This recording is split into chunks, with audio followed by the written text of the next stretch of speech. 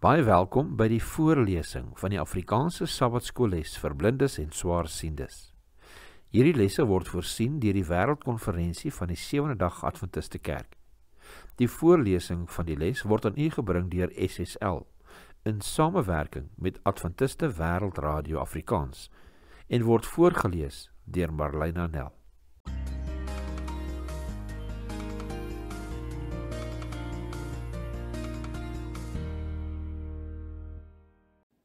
Sondag 23 November. Eden en Kanaan. Kom ons bid saam.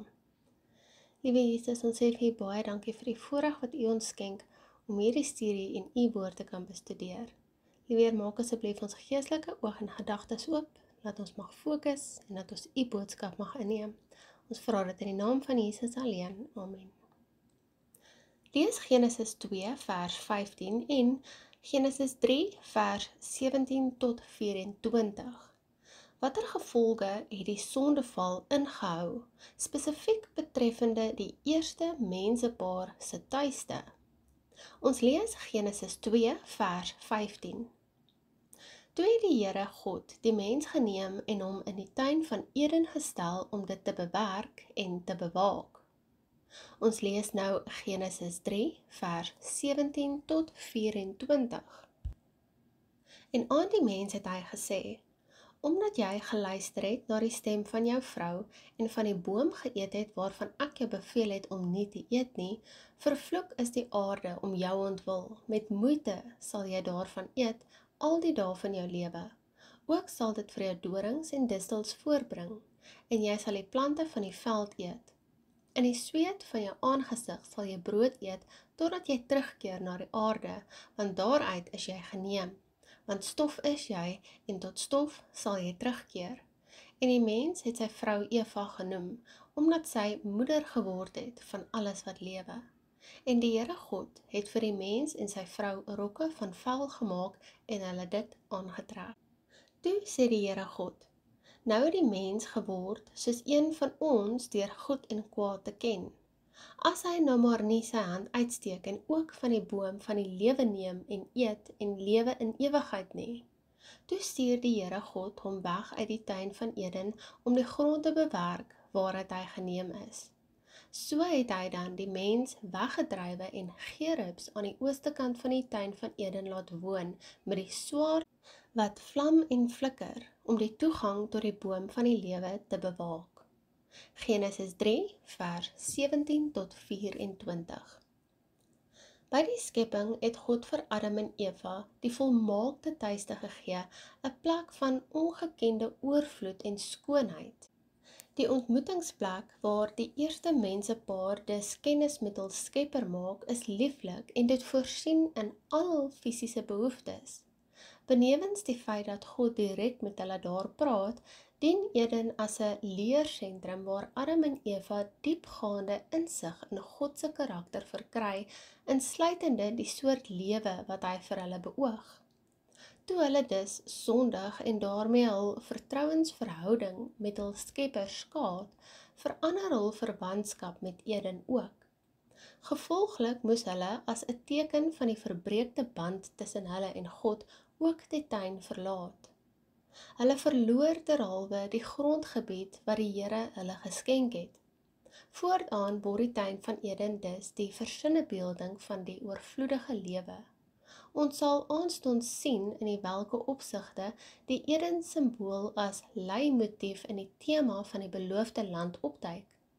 'n leimotief is 'n tema in 'n letterkundige werk wat deurgaans met 'n bepaalde persoon, situasie of simbool geassosieer word.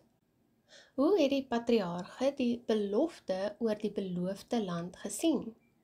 Wat dink jy beteken dit vir ons as Adventiste om as erfgename van die belofte te leef? Ons lees Genesis 13 vers 14 en 15. En die Here sê vir Abraham, nadat Lot van hom geskei het, slaan tog jou oë op en kyk van die plek waar jy staan, na die noorde en suide, na die ooste en weste, want die hele land wat jy sien, sal ek aan jou gee en aan jou nageslag tot in ewigheid.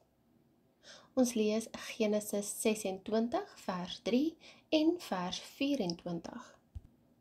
Vertoef as vreemdeling in hierdie land, en ek sal met jou wees en jou seën, want aan jou en jou nageslag sal ek al hierdie lande gee.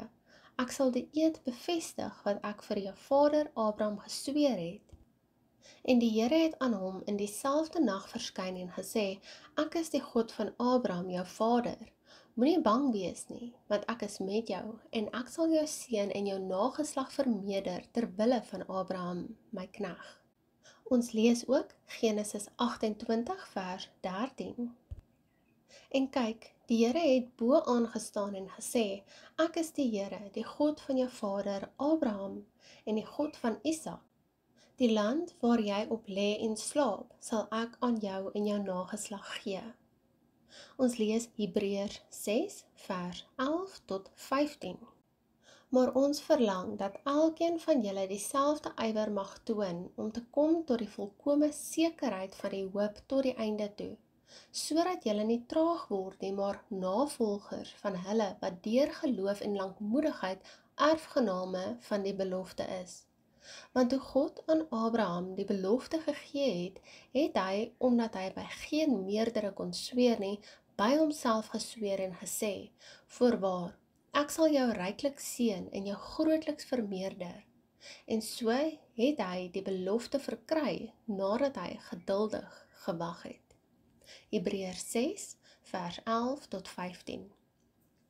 Toe Abraham die land betree wat God hom gewys het, het dit vanweë sy groot geloof die beloofde land vir hom en sy nageslagte geword. So het dit 400 jaar lank gebly. Die patriarge het natuurlik nie Kanaan in die moderne sin van die woord besit nie. Dit wil sê, hulle kon dit nie aan hul kinders bemaak nie. Nee, die grond het aan God behoort, net soos die tuin van Eden aan hom behoort het. Net soos Adam en Eva niks gedoen het wat hulle besitreg op Eden kon gee nie, het Israel ook geen bydrae gelewer om die land te kon verdien nie. Die beloofde land was 'n geskenk van die Here. Dit was sy inisiatief. Israel het dus nie enige outomatiese besitreg of sinvolle grondeis gehad nie. Ons lees Deuteronomium 9 vers 4 tot 6. As die Here jou God hulle voor jou uit verjaag, moet dan nie in jou hart spreek en sê, die Here het my ter wille van my geregtigheid ingebring om hierdie land in besit te neem nie, want weens die goddeloosheid van hierdie nasies verdryf die Here hulle voor jou uit. Nie ter wille van jou geregtigheid en die opregtheid van jou hart kom jy in om hulle land in besit te neem nie, maar weens die goddeloosheid van hierdie nasies verdryf die Here jou God hulle voor jou uit. En om die woord te vervul wat die Here vir jou vaders Abraham, Isak en Jakob gesweer het. Weet dan dat die Here jou God nie ter wille van jou geregtigheid jou hierdie goeie land gee om dit in besit te neem nie, want jy is 'n hardnekkige volk. Deuteronomium 9 vers 4 tot 6. Dit was slegs deur God se genade dat hulle dit besit het.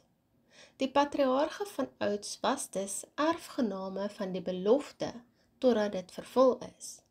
As volgelinge van Christus is ons egter erfgename van beter beloftes.